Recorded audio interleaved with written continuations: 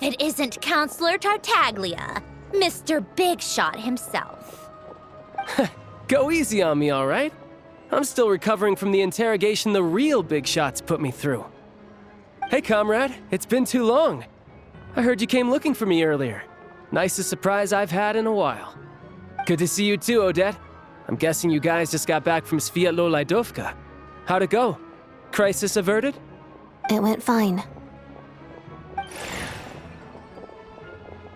How about you? Any new developments? Not really. Same as ever. Growing opposition to Project Stuja, and the usual rebuttals are starting to ring hollow. The results of the mock vote were pretty dire. Pulcinella was fuming. I've never seen the old man so angry. That's not good news. It takes a lot to rattle him. Yeah, obviously if push comes to shove, there are ways to crack down on dissent. But... Sorry, I have to ask something. This is going to sound blunt, but may I? Huh? Of course, fire away. It sounds to me like everyone's tearing their hair out trying to figure out how to deal with opposition to Project Stuja. But what exactly is this project's purpose? And how can it be so important that even people like you two refuse to stand up for the ordinary people of Snezhnaya? Interesting. I gotta hand it to you, comrade. You sure don't mince your words. Excuse him? What does he mean, refuse to stand up for ordinary people?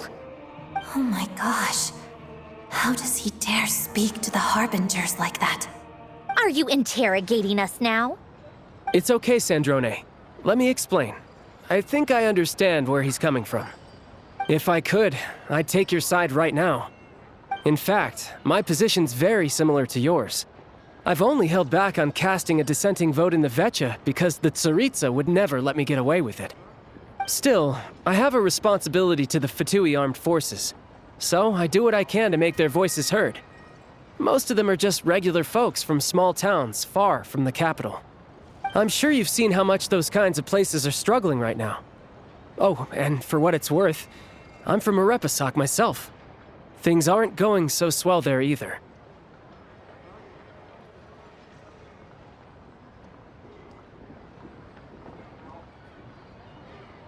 The Tsaritsa wants to create a better, safer future for the people of Snezhnaya, but she's thinking long-term.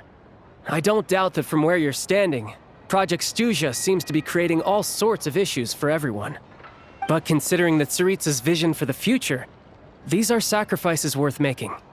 Sounds cold, I know, but I promise it's not as black and white as it seems. Maybe Sandrone and I can't oppose Project Stuja outright, but we're constantly raising our concerns in Vecha meetings.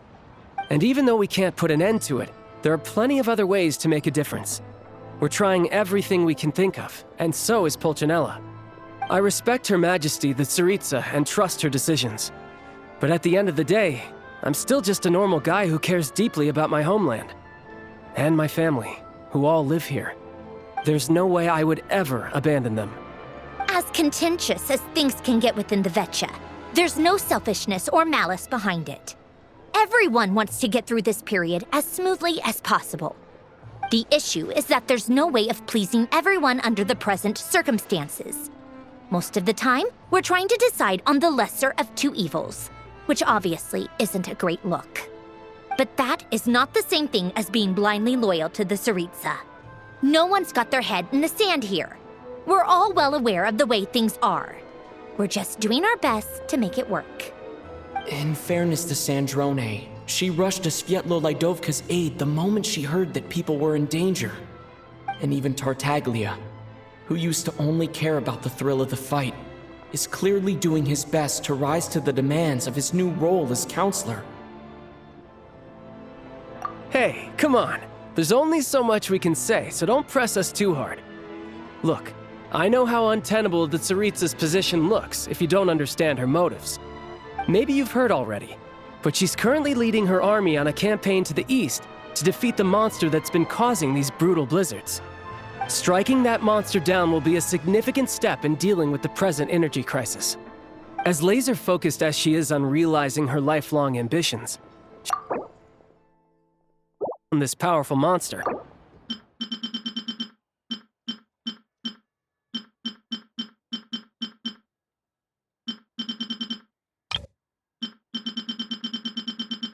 Oh, no.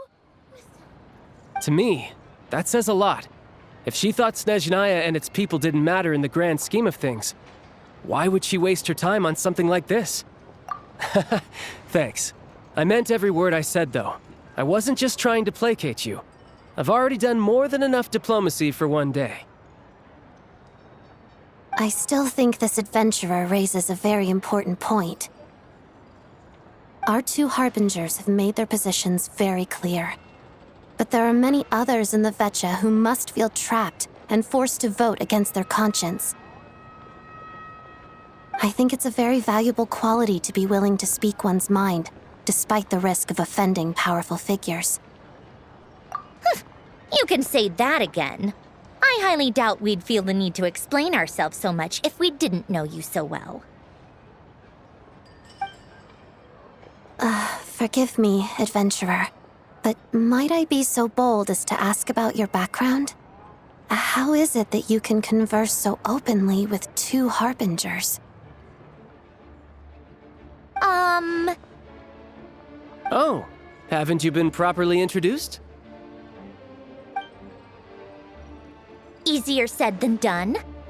I like to think I'm not the kind of person who goes around busting open people's old wounds. I've only learned his name so far, and no details of his experiences. Is something wrong? Uh-oh. Is there no avoiding the subject of Rosaline?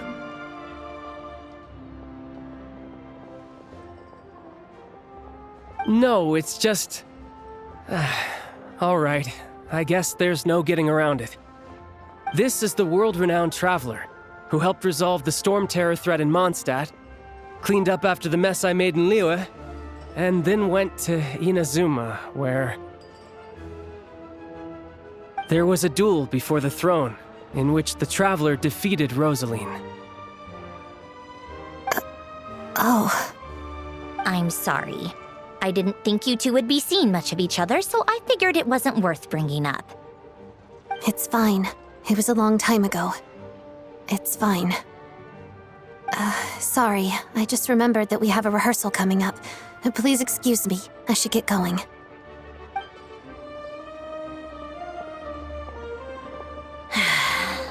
I've mentioned this to you before, remember? She was Rosaline's most valued subordinate. But they didn't actually get along. Not that Rosaline was really the type of person to make friends, but death has a way of resolving a lot of conflicts.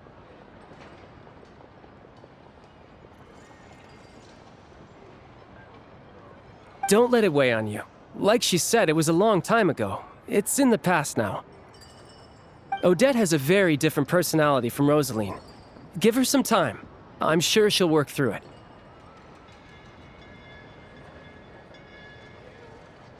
Oh, by the way, where's Paimon? It's not like her to hide away. She hasn't been feeling well, so she's resting at Podvorier restaurant. I got a couple of my people to look after her while we were gone. Oh, right. Sorry to hear that. Poor thing. Reminds me of when Tonya was little. She really felt the cold back then. Used to get ill all the time. I felt so bad for her seeing her lying in bed, coughing.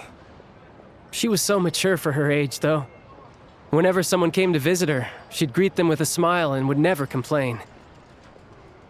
I'm sure Paimon's a good kid, too. You're a little short on manpower, right? Let me have a couple of my people take over for yours. I'll send my most capable and reliable. They'll make sure Paimon can recover in peace. Well, that would be great. Your people are more qualified. Hey, don't mention it. I'm sure you have things to do. Hopefully this takes a load off your mind. So no more accusing me of not being on your side, all right? Already? That was quick. I'm afraid I can't help you there. Our director's recent movements are confidential. Even we're not in the loop. If you hadn't told me, I never would have known he'd gone south. I assumed he'd been in Glupov this whole time.